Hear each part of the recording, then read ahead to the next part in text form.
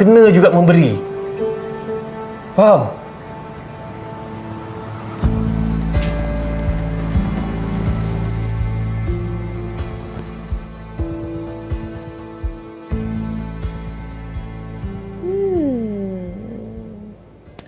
Apa dia Pak Ustaz?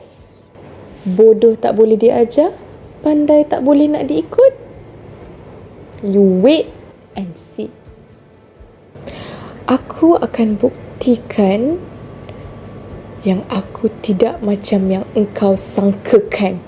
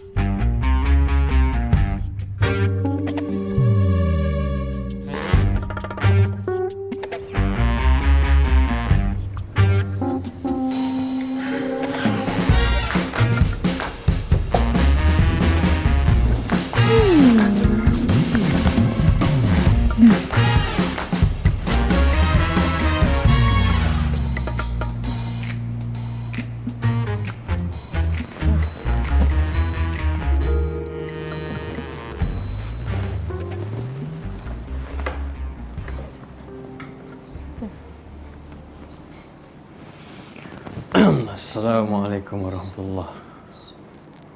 Waalaikumsalam.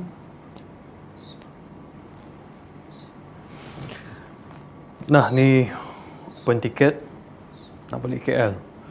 Awak pilih je date mana-mana, lepas tu awak boleh balik KL.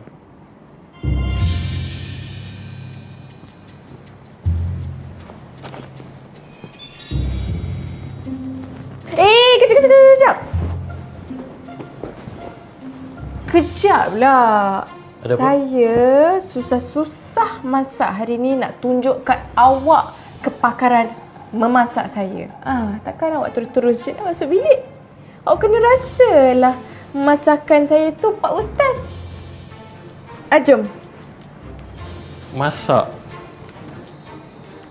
Hayalah. Awak tak payahlah nak tunjuk awak punya perangai sentap tu. Awak kena hargai pengorbanan saya seharian masak untuk awak. Jomlah cepat. Cepatlah. Mess ni.